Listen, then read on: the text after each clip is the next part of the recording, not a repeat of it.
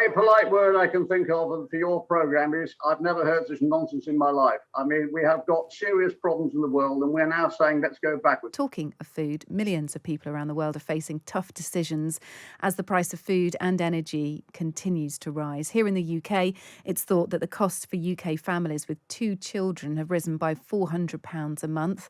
And the ONS has found that UK consumers are facing significantly bigger increases in the price of some budget food items, including pasta, crisps and bread.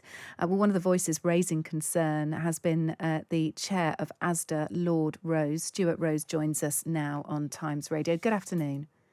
Hey, good afternoon. Thank you for joining us. Stuart, Asda, we know, has posted a plunge in sales for the first quarter of the year.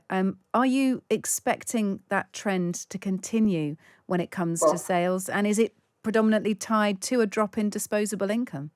Listen, I simply don't know, Kate. I mean, what we've got at the moment is a very worrying time for everybody, and everybody's now got to look very hard to see what we can do to ameliorate the problem for those people in this country who are suffering. And there are some people in the lower income groups who are suffering very badly.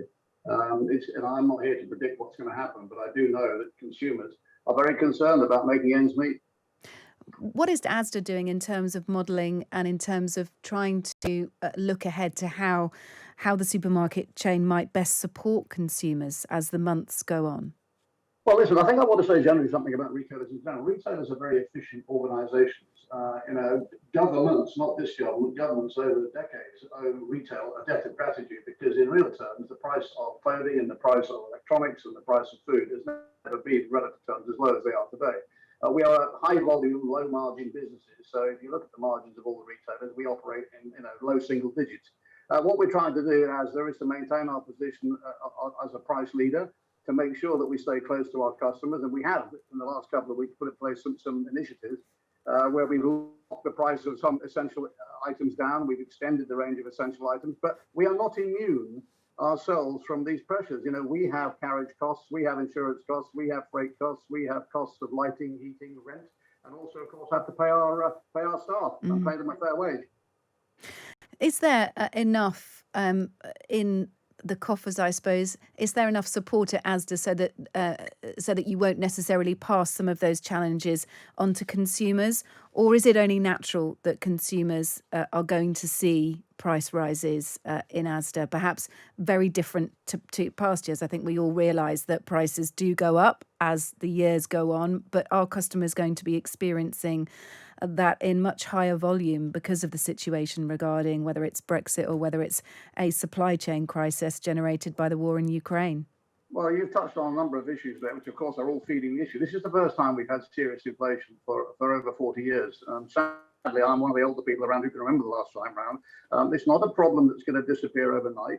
It is unfortunately a slightly different problem to last time, because last time it was largely self-inflicted in the UK and isolated in the UK. This time it is actually linked to the global crisis in terms of supply chains, in terms of the post issues on COVID, issues on Brexit, as you highlighted, supply chain issues, and of course, sadly, the war in Ukraine. So it's going to be much tougher to deal with. Now, I am Asda chairman, and I'm proud to be Asda chairman, but I don't speak specifically for Asda this afternoon. I speak as an individual and somebody who's concerned about how we make sure that we do the best thing.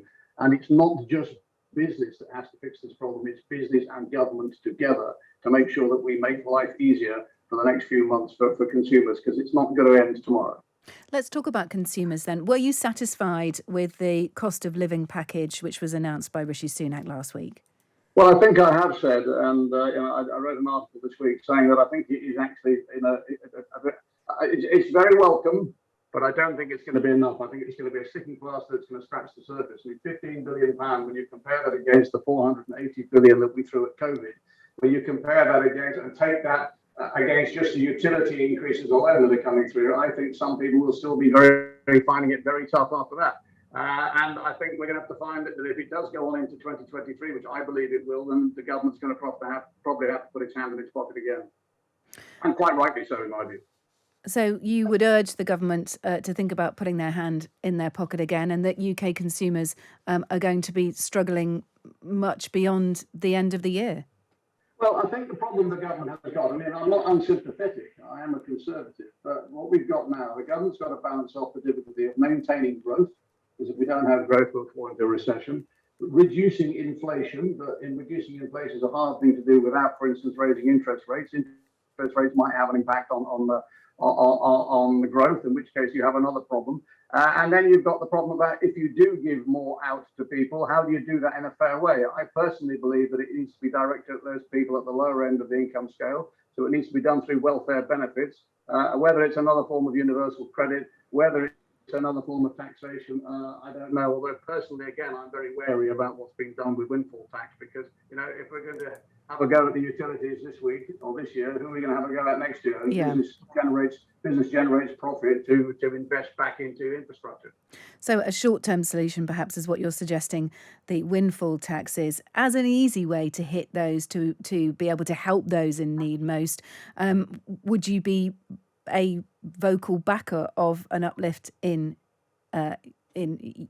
universal credit, in whether it's the £20 uplift that we saw during the pandemic, or some immediate plug, some immediate financial help into those families who need it most?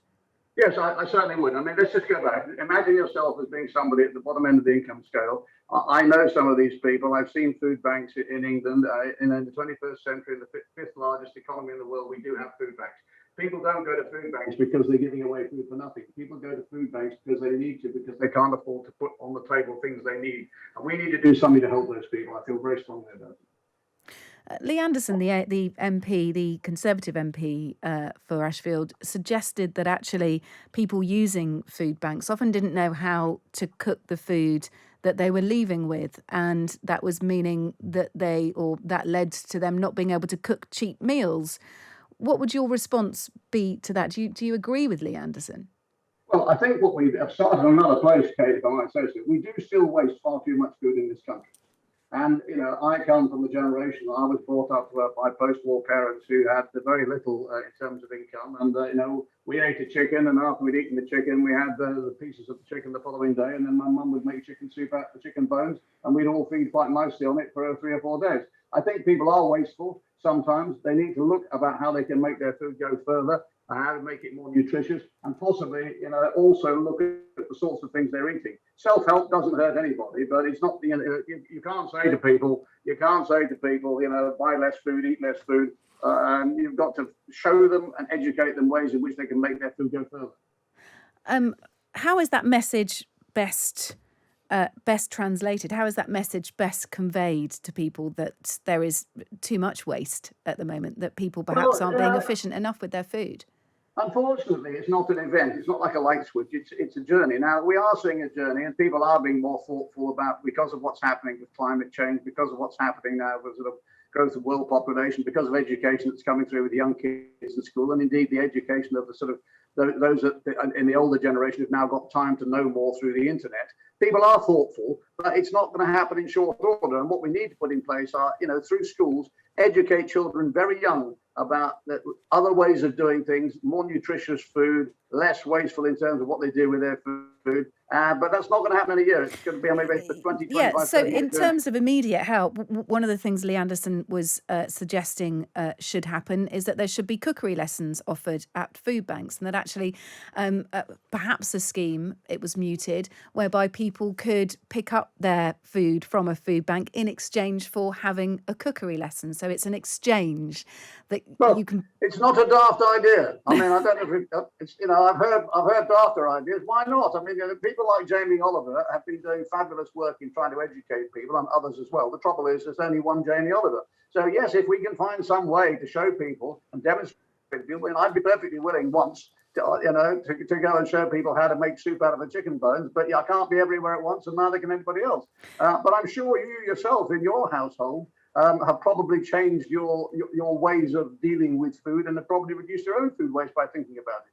Yeah, we also have cut down on things like takeaways and ready meals as well. Do you think supermarkets need to perhaps take more responsibility in terms of those ready packaged foods, and be able to support customers better in trying to make the most of their money, to not make those ready meals for £1.99 so appealing?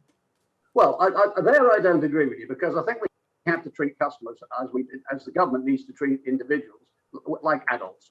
We live in a free market economy. We live in a place where people have freedom of speech, which unfortunately we don't see in Eastern Europe at the moment. We have a country there where people are able to make choices. What we need to do is to educate them to make sensible choices. We need to offer them good choice. We need to have food at the right price, good opening price points, mid price points. And for those people, if it's a birthday or indeed if it's the Jubilee weekend, some people might want to go out this weekend and, treat themselves to a few things that they wouldn't normally have. Well, then why not? I don't believe As long in as they can afford I it. certainly don't want the government telling me what I should eat, when I should eat it, and how I should eat it. Okay. Speaking of the government, a return to the use of pounds and ounces, Imperial measurements has been muted to mark the Queen's Platinum Jubilee. 22 years, of course, after the law that meant that traders had to advertise using metric measurements, grams and kilograms, for example. Do you welcome a return to Imperial measures, even if it's sort of optional? Do you think that's a good message for the UK? The only polite word I can think of for your programme is I've never heard such nonsense in my life. I mean, we have got serious problems in the world and we're now saying let's go backwards. Does anybody in this country below the age of about 40 know how many ounces there are in a pound? Are we going to go down to the supermarket and say I'll have £1.50, please, or in at £1 4 ounces of this or that? We're doing it just to actually please a small minority of people who hark for the past. It's complete and utter nonsense and it will add cost to those people who have to put it into place. I'm shocked. One thing having a crown on your pint glass, which is a bit of fun and a bit of nostalgia, it's quite another having a whole dual system of weights and measures. The Minister, Stephen Parkinson, had trouble, just as you suggest there, how many pounds in an ounce, I think, or how many ounces in a pound, probably. Anyway, well, that goes to show you how much I understand about Imperial measures. We're having pounds, shillings and pence. Try that one. Okay.